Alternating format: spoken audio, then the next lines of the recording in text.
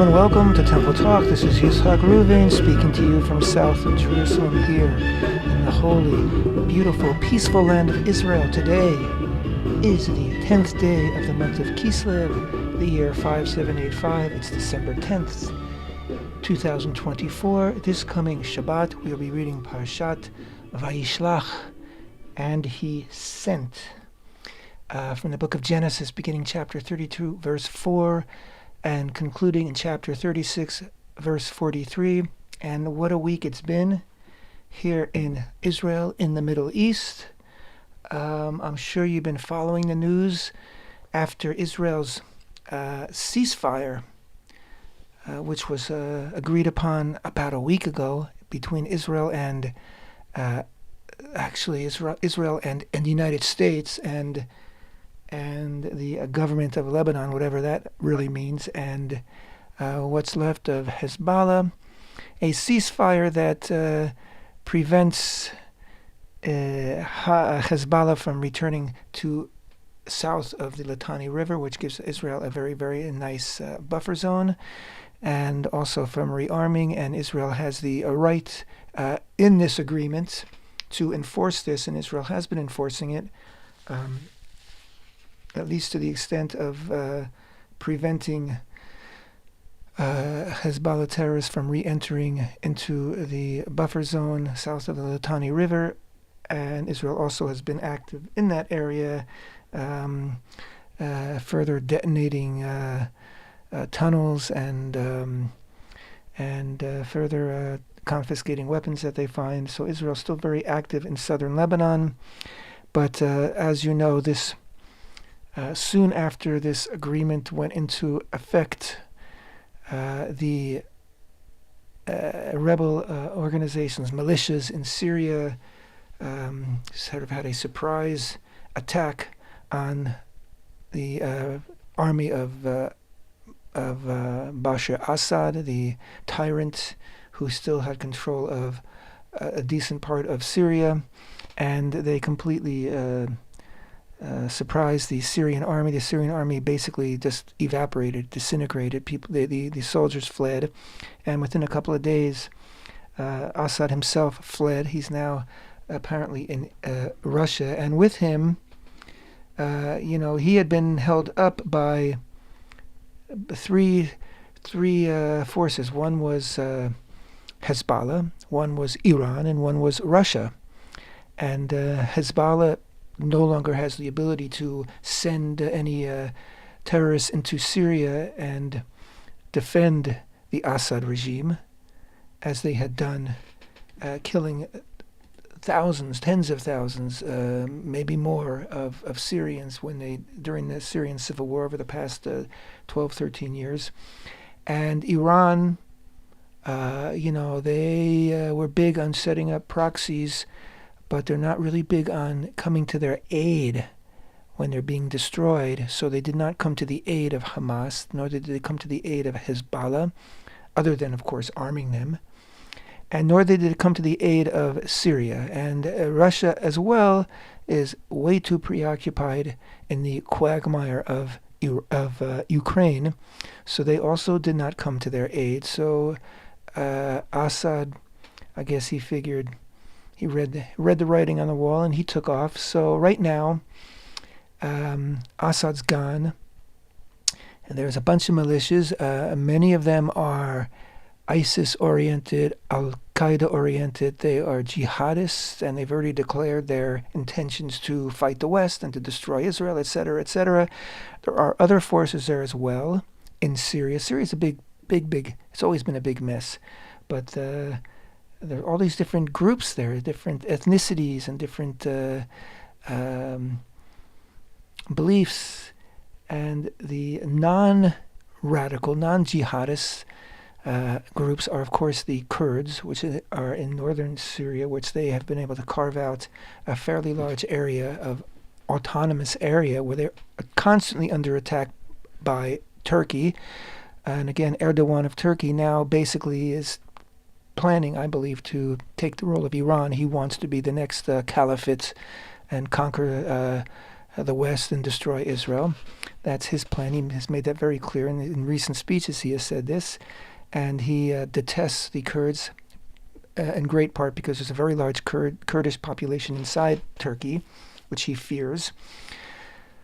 So you have the Kurds, you also have the Druze, which are mostly in the southern areas of Syria, and they are peaceful people that just want to maintain their own lifestyle in their own villages. And there are also some free, I believe actually Western-oriented rebel groups in Syria that are, like I say, oriented toward the West. They're not interested in jihad. Of course, usually the prize goes to the most violent and outrageous. So in Israel, seeing what was going on in Syria has done two things. One is Israel pushed into Syria. There was a buffer zone between Israel and Syria ever since the conclusion of the 1973 war, Yom Kippur War, which was filled by UNIFIL troops. They, of course, disappeared when the violence broke out again in Syria, and Israel moved into that area. So Israel now has complete control over the entire Mount Hermon, which is the highest spot in all of Israel. It's in the very northern tip of the Golan Heights. And being on the very top of Mount Hermon gives Israel eyes into all of Syria, I think even all the way into Turkey, which is quite some distance away, with of course with radar and things like that. Great asset for Israel. And Israel first filled in the area which had been occupied by UNIFIL. It was a buffer zone, a no man's land. And now Israel has apparently moved tanks to within 20 kilometers of Damascus. Damascus, the capital of Syria, is not that far in any case from the Golan, and Israel's within 20 kilometers. Israel, it's a message that don't mess with us. Don't even think of it. And Israel further gave another even stronger message by, over the past, I'd say 36 hours, the Israeli Air Force has run over 300 missions into Syria, destroying everything that's left of the Syrian army. The Syrian Air Force has been decimated. The Syrian Navy has been decimated. Syrian weapon depots have been decimated. Syrian chemical warfare factories and research centers have been decimated. Israel has been destroying this so that it does not get into the hands of the rebels. And that's good news for anybody who is in favor of life and living and peace and civilization going on. So, it's like 100 years of history have transpired over the past year and a half here in Israel. It's incredible how fast events are moving, how dramatic they are, things that, just the fact that, in Israel, the fact that we have troops and we have presence inside of Syria was, for the first time since the 73 war, the first time in 51 years, is something that nobody even imagined. Even months ago, even a month ago. And it's really, really fascinating. It's mind-boggling. It's prophecy. It's end of days. Get on board, because it's happening, and it's, seems to be happening with breakneck speed. We just keep pushing forward and forward and forward, and but we don't know what's next. And it's everybody's happy that Assad, who was a horrible, horrible butcher, he was a tyrant. He murdered more than 600,000 of his own people, his own citizens, and caused, I think I've read, up to 6 million to become refugees. Many of the people now that are, that are wreaking havoc in Europe and even in North America are refugees from Syria. They were asylum seekers because they couldn't stay in Syria. And again, you have that phenomenon where they flee a country ostensibly because they don't want to be oppressed, and then they go to a new country where they take the freedom they've been granted and try to use that in order to oppress others.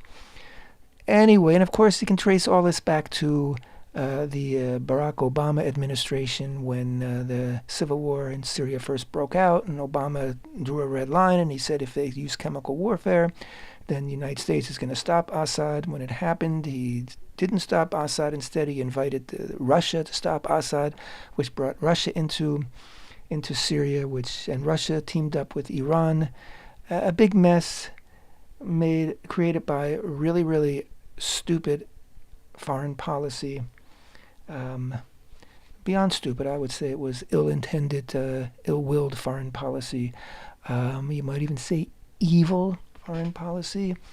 And of course, I guess the best word is feckless foreign policy of the Biden era, which just seems incapable of doing anything intelligent in the region. Anyway, we are just weeks away from a new era of foreign policy, American foreign policy, the second Trump administration, and everybody here in Israel is waiting with bated breath. We are really looking forward to a change in the weather vis-a-vis American foreign policy.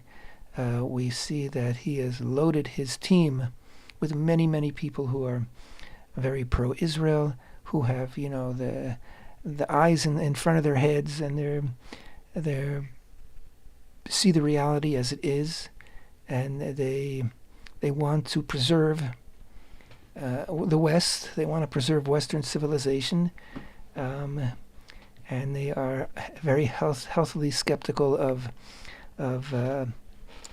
all the threats that emanate from our area. So, a lot happening. It's very exciting.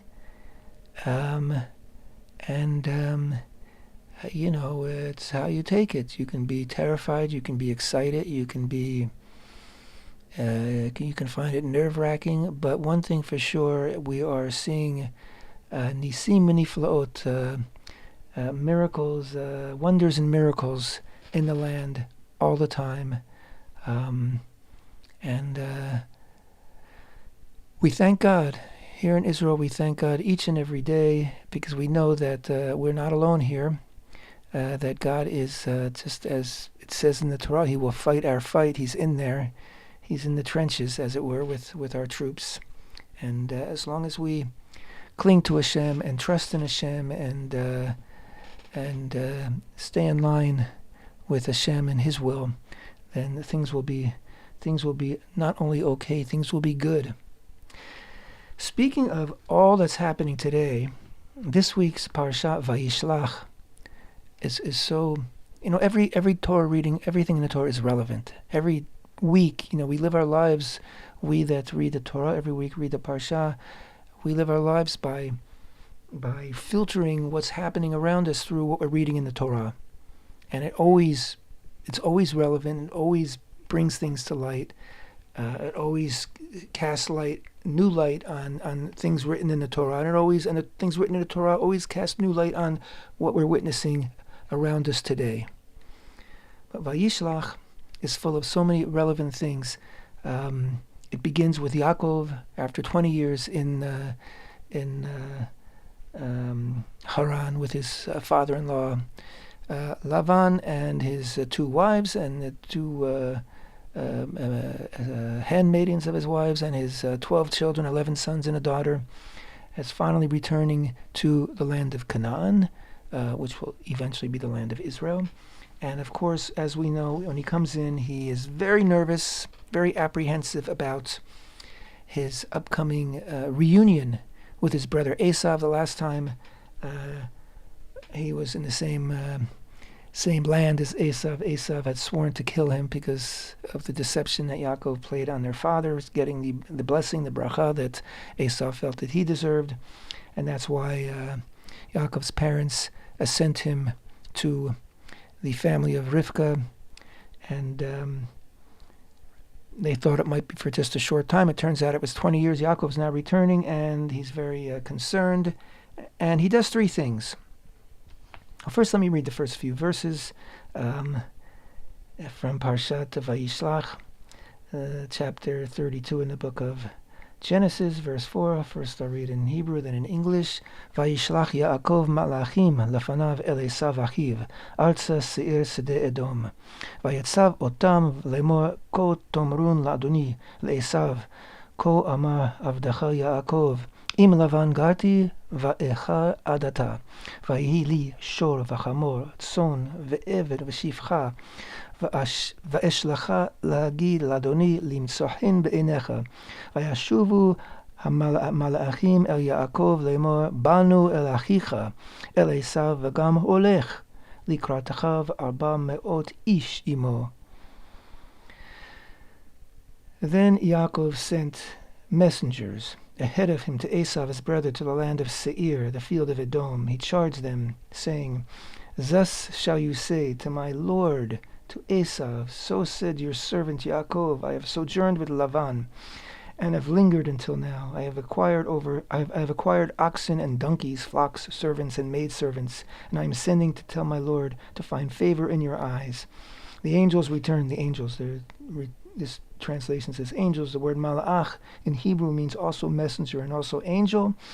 I would stick with messenger. The messengers returned to Yaakov, saying, we came to your brother, to Esau. Moreover, he is heading toward you, and 400 men are with him. So Yaakov is a bit panic-stricken because Esau, his big brother, by a few seconds, is coming with him with 400 men. So Yaakov makes a quick plan. And his plan involves three things. One is bringing gifts to Esau, appeasement, gifts of appeasement. And the other is to prepare his own encampment, his own people, his own family for potential war. And to do that, he actually divides his encampment into two, so that if one is struck and doesn't look good, then the other can flee. He also, when he sets out his family members, he puts himself first, and then the maidservants and their children follow him, and then Leah and her children, and then at the end Rachel and her child. At this point, she only had one child, and sort of in order of preference. Not a nice thing to say, maybe, but that was the order of priority in case there was going to be trouble. He wanted his most precious asset, so to speak, to be the most protected. But of course, he led the way. So, and the third thing is that he prayed to Hashem. So one was gifts, one was a plan of war, and one was prayer. And that basically is modern, diplomacy and warfare. The gifts, of course, were diplomacy. Let's try to make nice. An act of, and also, referring to Esau as his lord, his master, and himself as Esau's servant, he was being very, very, I don't want to use the word obsequious, but he was definitely placing his brother on a pedestal and trying to appeal to him in that manner. And so, yes, carrot and stick. That is how nations conduct foreign policy to this day. And that's how Israel has conducted foreign policy vis-a-vis its adversaries, especially the Palestinians. And as we, I think, can say now, Israel's carrot and stick approach toward the Palestinians in Gaza was way too heavy on the carrot and way too light on the stick. Israel was allowing money to flow in from Qatar, and Israel was allowing workers to come in from Gaza into Israel so that they'd have income, feeling that, if everybody is making money and they've got things in their lives that preoccupy them and they're not going to want to risk those things, they're not going to go to war. And so Israel was very, we took our finger off the trigger, so to speak, and we paid a heavy, heavy, heavy price for it. So that was a case of too much carrot and too little stick. But going back to Yaakov, that was the approach. And the third, and maybe the most important, was prayer. He said to God, you told me when I left this land 20 years ago, you said you would watch over me and care for me. And I, basically, I'm sure you're familiar with the verses, but he's basically saying, who am I? I don't, all this hesed, all this kindness and goodness that you've blessed me with, I'm undeserving. Nevertheless, you did promise me, so I am expecting and hoping and praying for your protection. Anyway, then the fascinating thing happens when Yaakov has transferred all his family and all the members of his encampment and all their possessions, including livestock, everything across the river Jabbok River. It's still a river that flows into the Jordan today. He then goes back, to get some things. We're not really sure what. There's all different midrashim that talk about it. But then he's there for the evening alone, and he has that famous, fascinating encounter with an angel of Hashem, an angel of God, who they wrestle throughout the night, and neither one can prevail. And in the morning, as the sun's about to come up, the angel, he says, I got to go, let me go, because Yaakov's got him in a hold. And again, our Midrash says he needed to sing in the choir of morning, in the heavenly choir that sings in the morning. That's why he needed to leave. And Yaakov said, I'm not going to let you go until you bless me. And he doesn't exactly bless him, but he says, from now on, your name will not be Yaakov. Your name will be Yisrael, because you have striven or wrestled with God and have prevailed. Kisarita im Elohim. You have Sarita, Yisrael Sarita. You have prevailed with God, El. So that's the name of Yisrael, means prevail with El, with God. It also could mean a prince of God. But anyway, Yaakov earned that title by prevailing. Of course, he did emerge from that injured with a limp, because the angel did strike him in the thigh. And from that day, Bnei Israel, the children of Israel, up to this day, do not eat the G-d Hanasheh, which is the sciatica nerve, which basically, even to this day, we don't eat basically the hind quarters of a cow or a lamb or a goat. Because of that, that the nerve can be removed. It takes a real expert to do it, and then that portion of the animal can be eaten. It becomes very expensive because it's a serious process. Usually, most commercial meat sold won't sell those parts because of this incident. Some 4,000 years ago. We're serious about our traditions. Anyway, Yaakov emerges from that. Finally, he meets up with Esau, and all his worst imaginings don't come true. Esau runs toward him, embraces him, hugs him. There's a beautiful scene of making up, of fraternal love.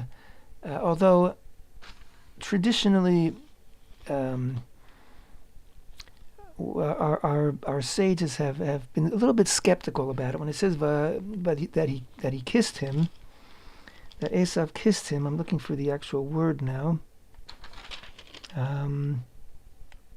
Here it is. Kissed him. Vayishakehu. Vayivku. He kissed him and he cried.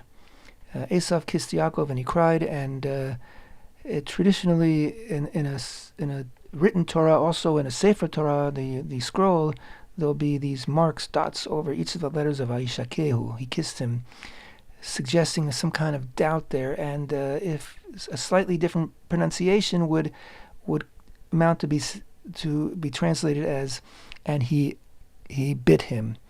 And so Midrash says he bit him on the neck, but Yaakov's neck was turned to marble at that moment, and Esau broke his teeth, meaning there's some skepticism as to the sincerity of Esau's embrace. But when we read the Torah as it is without any interpretation, they made up. He ran to him, fell on his neck, and kissed him.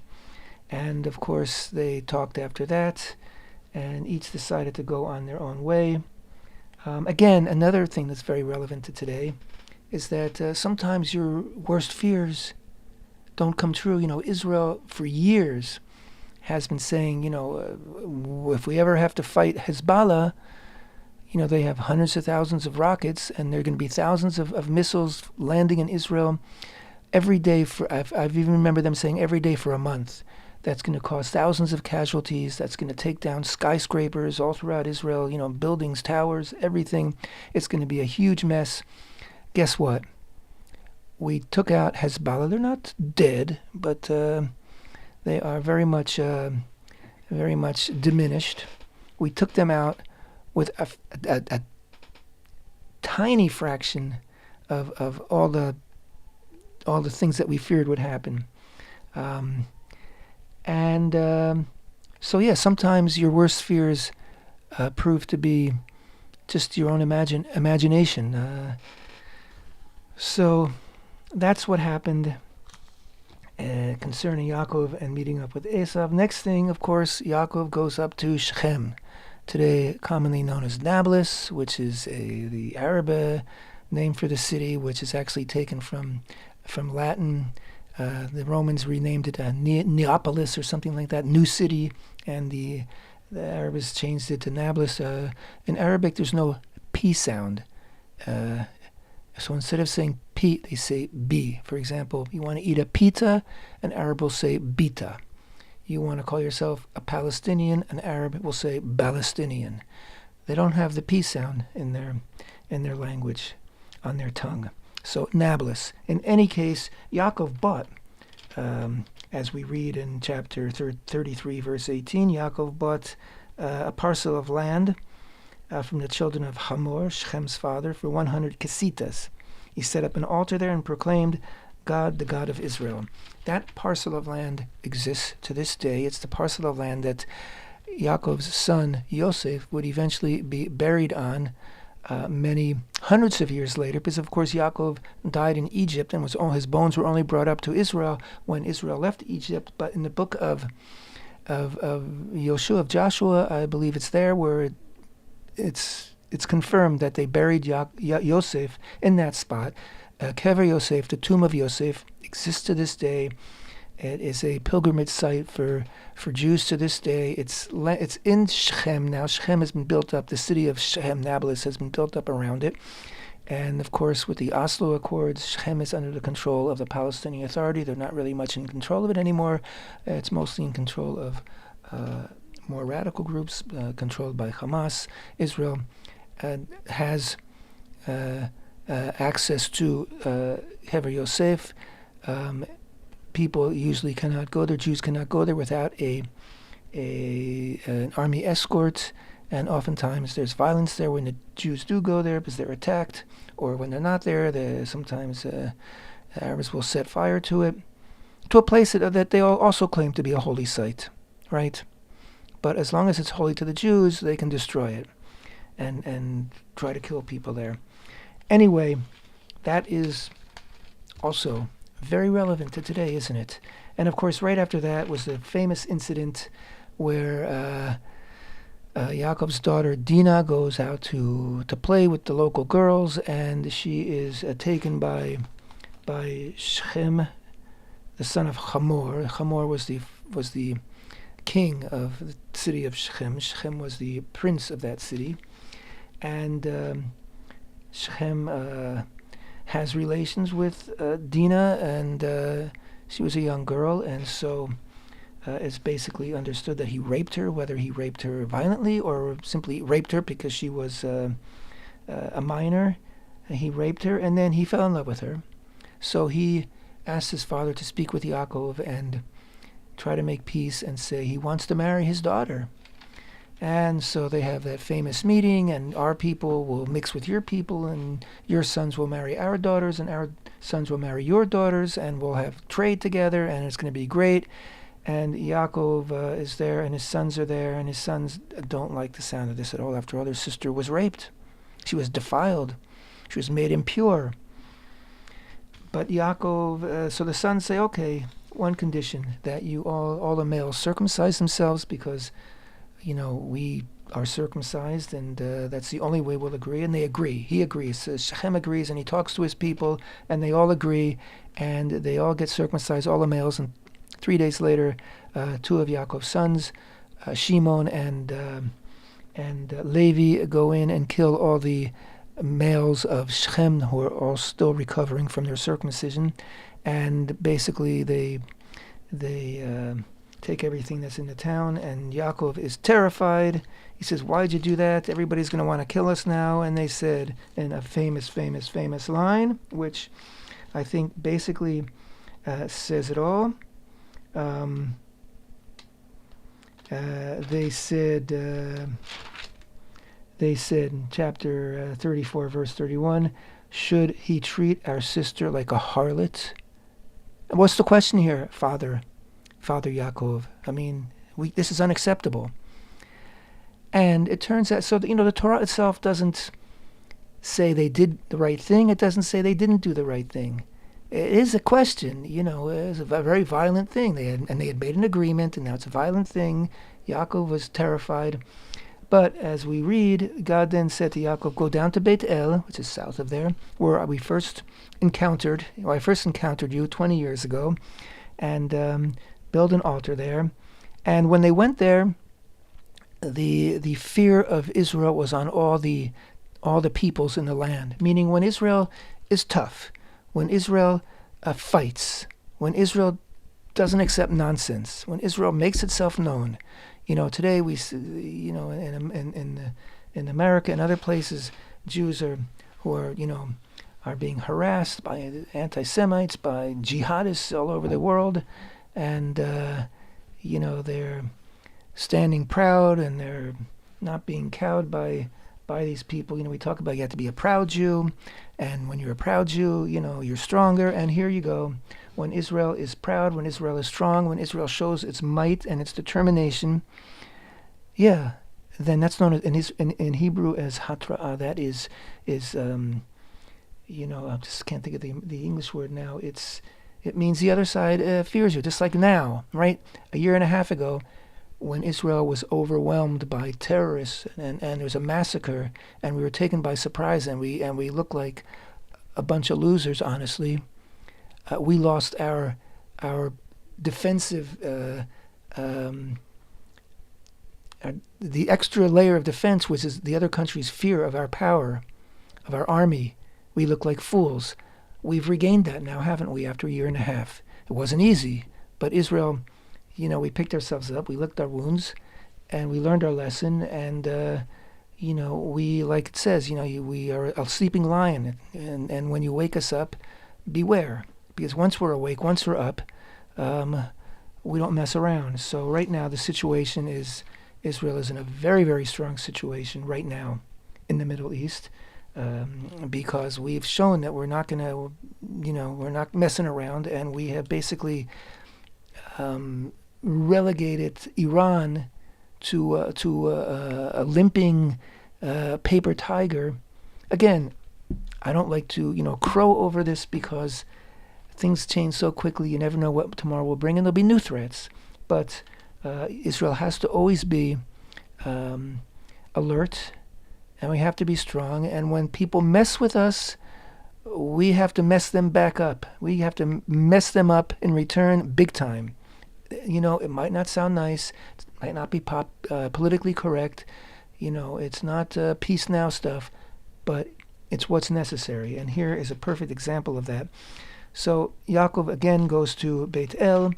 Again, he encounters God there. And again, God, for a second time, says, "From now on, your name is Yisrael."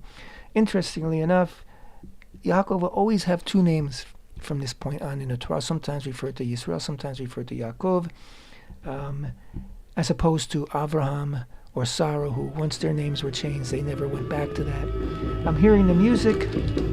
I think we've covered pretty much all we needed to cover.